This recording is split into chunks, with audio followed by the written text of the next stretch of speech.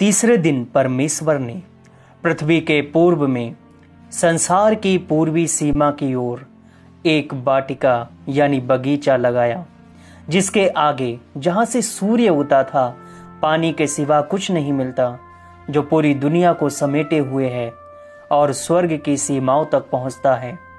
और वाटिका के उत्तर की ओर एक निर्मल और स्वादिष्ट जल का एक सागर था, सब चीजों से अलग, ताकि उसकी निर्मलता के माध्यम से कोई भी पृथ्वी की गहराई में देख सकता था।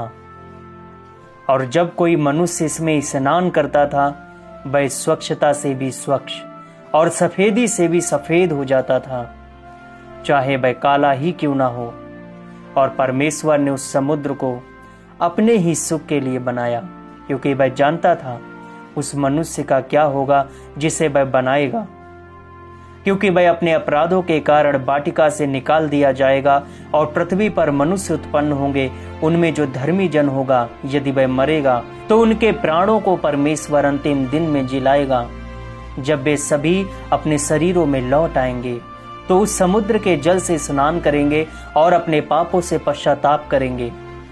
परंतु जब परमेश्वर ने आदम को वाटिका से निकाल दिया तो उसने उसे उत्तर की सीमा की ओर नहीं रखा था। यह इसलिए किया ताकि आदम और हवा समुद्र के जल के पास न पहुंच जाएं। कहीं वे अपने आप को इसमें धोकर अपने पापों से, अपराधों से जो उन्होंने किए शुद्ध न हो जाएं, और उनको दंडित करने का विचार फिर छोड़ देना पड़ेगा। वाटिका के दक्षिणी ओर भी परमेश्वर आदम को नहीं रखना चाहता था, क्योंकि उत्तर की ओर से हवा दक्षिण की ओर बहती थी, जो अपने 7 वृक्षों की सुंदर सुगंध को दक्षिण की ओर ले आती थी। इसी वजह से परमेश्वर ने आदम को वहां पर नहीं रखा।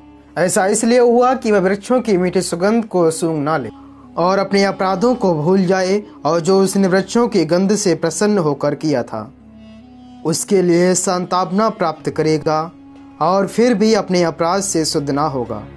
फिर भी क्योंकि परमेश्वर दयालु और बड़ा दयावान है और सब कुछ इस प्रकार से नियंत्रित करता है जिसे वह खुद ही जानता है, उसने हमारे पिता आदम को वाटिका के पश्चिमी सीमा में बसाया, क्योंकि उस ओर पृथ्वी बहुत चौड़ी है। और परमेश्वर ने उसे आज्ञा दी कि वह वहाँ एक चट्टान की गुफा में, अर्थात वाटिका के नीचे भंडार वाली गुफा में निवास करे। परंतु जब हमारा पिता आदम और हवा वाटिका से निकाले गए तो ये न जानते थे कि वे चल रहे हैं, अपने पांव के बल भूमि पर चले।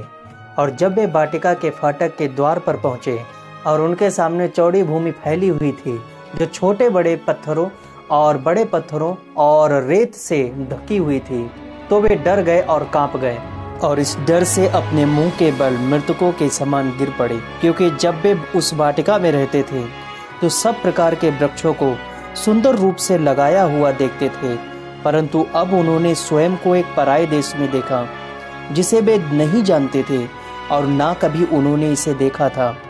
और क्योंकि जब वे वाटिका में रहते थे तो वे उज्जवल स्वभाव के अनुग्रह से भरे रहते थे और उनका मन पृथ्वी की वस्तुओं की ओर नहीं था, इसलिए परमेश्वर को उन पर तरस आया।